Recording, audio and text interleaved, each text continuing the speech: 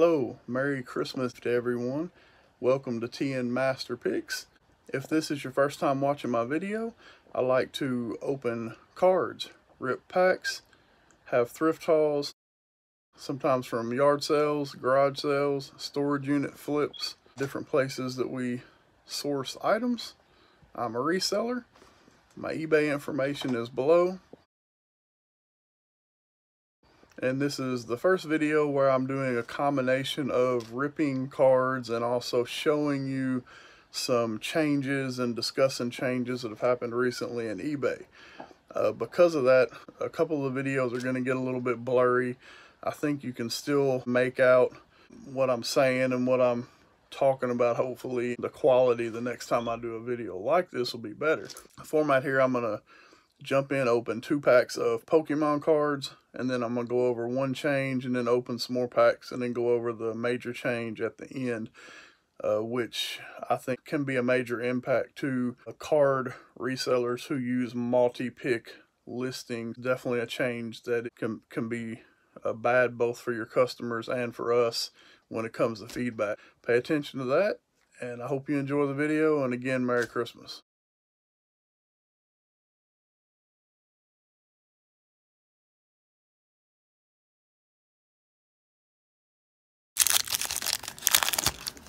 So Pokemon Darkness Ablaze. It's a Charizard pack.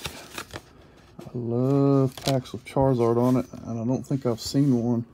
I haven't opened a lot of Darkness Ablaze, which is probably why, but I just haven't seen this pack yet. I sourced these from the local Dollar General, like everywhere. Flip through them real quick. Carablast, Meltan, Marini, Purloin, Starly, and one thing I hate to see in a pack is a foil that's green, but there's something behind it. Uh-oh. Uh-oh. Uh-oh. Houndoom V.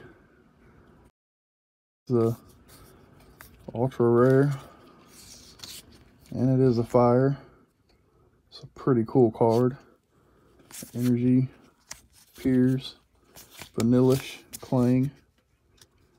Alright, not bad for the first pack, I guess.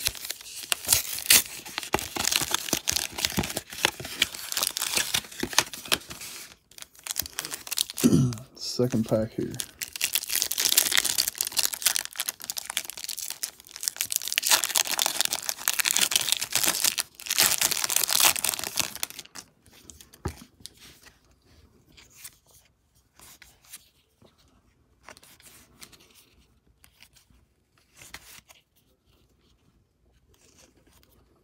And Snubbull.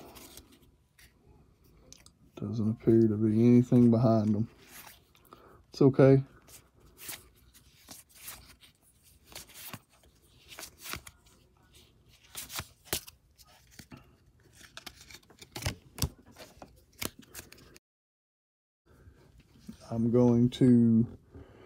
I'm sharing space here, so I'm going to flip this around, set up my laptop, and then I'm going to show you the change. I got my screen turned around here, and the first change I'm showing you is the label creation screen. So after you click to print the ship label, and of course I'm covering up the buyer's address here, but this entire screen has changed. So I want to say this happened on Wednesday morning.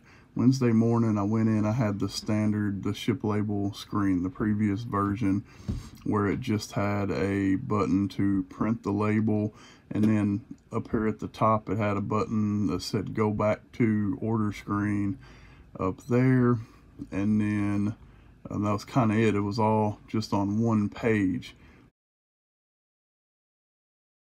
About 4 hours later, I went back in to print the label, and it was on this new screen. Now originally I couldn't, where I got upset was that at the time I did not see a way to get back to my orders. So I had to click on the eBay logo and then go back to my order screen and then click into my actual orders. So where I had a back button, one click, it was then causing me 3 clicks. But yesterday I noticed, let me scroll here, I noticed they had the buttons down here at the bottom. So if the screen is new to you and you go to that screen and you're not sure how to get back, not everyone thinks, oh, I got to scroll down 3 pages to find where to go back. So now you've got these instructions, how to ship, how to print shipping label, and then ship the package to local carrier or schedule a pickup, which if you live in the US, you probably already have a scheduled pickup. That's whenever the mail shows up. So you can, if you're a big reseller, if you don't know this, they sell business size mailboxes. You can upgrade the size of your mailbox to fit several boxes, which I found that at a local Habitat for Humanity store for about 40 bucks. Otherwise, you can get them at Lowe's for 150 to 200. You can also get locking mailboxes, so you automatically get a pickup when the mail comes, and then if you send a lot of items priority mail, you can schedule a second pickup each day for business purposes. And then all the way down here at the bottom, what to do next. Go to ship your next item. This will take you to the very next item up on your page. And I'll click this, go to ship your next item, and it's thinking. We're in a polar vortex this morning, so okay, it doesn't show the person's info on this part of the screen. So that takes me directly to the person's item, and then what you can't see top right corner is go back to orders, but I'm going to backdoor and see if it'll take me back to that print label screen. It did. And then the other option here is you can go back to your order screen where it'll just show all of your orders. And then the other option is you go back to shipping labels, and that'll take you to the shipping labels page in case you need to reprint or cancel a shipping label, which occasionally does happen. So I think overall, I'll probably give it a 5-star, simply because I see that I can go multiple places, and I do like that feature. You can click go back to orders. Then I'm back to my main order page where I can choose the next order to ship. So that was the first change. If the screen looks different to you, again, that at least for me, that change happened somewhere between 7 a.m. on Wednesday morning and roughly 11:30 to noon Wednesday morning, and I'm in the central time zone. And there was a similar change around the same time on Tuesday on the phone, and I probably won't show this one, but I noticed it was different. When I created a listing on my phone, you get the pop-up that says done after you click to save the listing or to post the listing, and then the next page you get a pop-up that says done. Well, that page looked different. It was a little more streamlined, had more rounded buttons. It wasn't anything major, but it was a change, and I think as resellers we all have that fear. Anytime they're in there playing with something, sales go down. That was this first change. I'm going to open another pack of cards. If you're a reseller, you want to stick around for the next change that I'm going to show you, if you still leave manual feedback. I'm going to open up another pack here, and then I'll show you one more change, and then we'll finish out with the last pack. So again, Pokemon Darkness Ablaze. I'm ripping 4 hanger packs from the local Dollar General. Cubchew, Wimpod, Bunnelby, Toxel, Sinista, and Electrike. It's a common reverse hollow. It's not an ugly card. I like it. Hydreigon, our Energy, Rare Fossil, Carnivine, and a big Parasol and Redemption. I haven't listed any Pokemon cards recently on eBay just because I wasn't a fan of one of the sets and I kind of got out of it. I'm going to flip this back around, and this next one I'm going to find the change on one phone and film on another, so I'm going to have to probably piece the videos back together. This next problem that I'm going to show you directly impacts sports card sellers, specifically the sellers who have multi-pick listings where you add multiple cards from the same listing or from multiple listings into your shopping cart, and the order counts all of those as the individual item number in one order. A change happened a couple of months ago, and I thought it was something that was a glitch that would be fixed, and I reported it to eBay.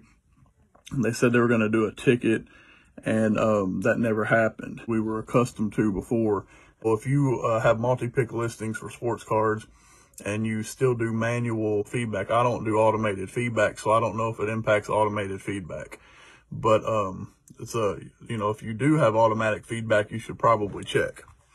All right, I'm going to flip this camera around, and then I'll show you the issue. So here's an order that I have that was placed for 9 total cards, where the person put all 9 cards into their shopping cart. And I'm going to have to do this without showing the buyer's information.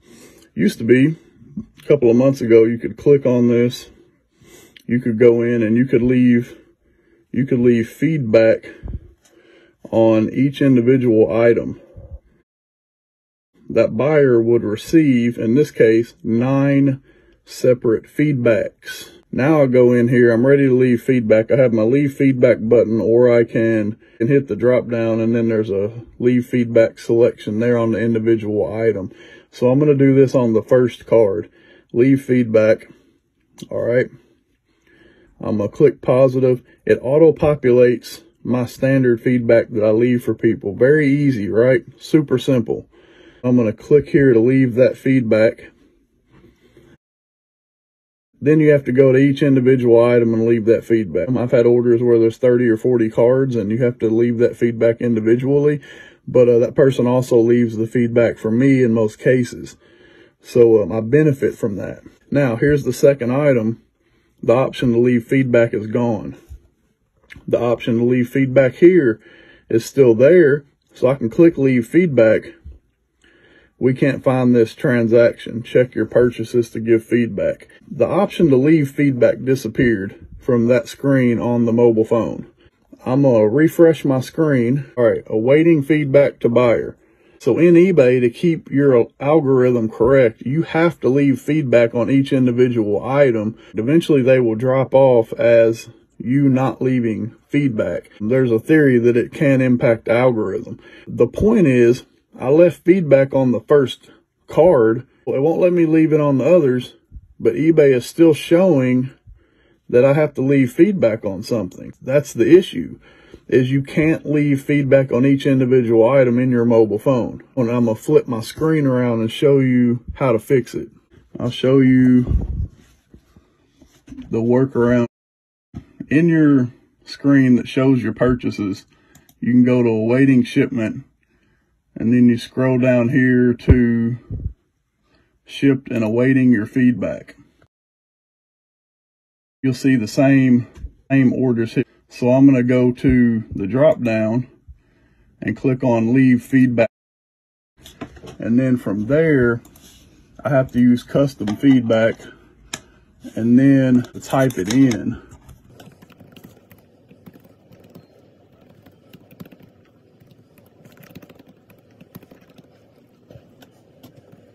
Once I type that in, leave feedback for everything else.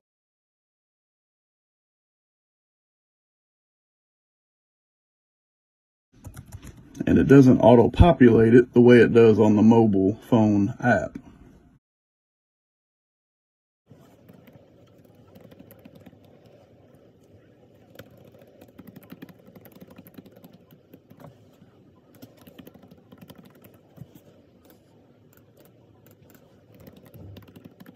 Now click out of this, and I hit leave feedback, and then it'll work. It takes a second. I'll have to refresh the page, but eventually there, I refreshed and now it's down to 6. If you don't do it from your computer, then you're not going to be able to put feedback on every individual card. Back here for this last Pokemon pack. Hopefully everyone enjoyed that change, or enjoyed my demonstration of that change. And if you did, then please subscribe, hit that like button, ring that bell, let me know that you like the video.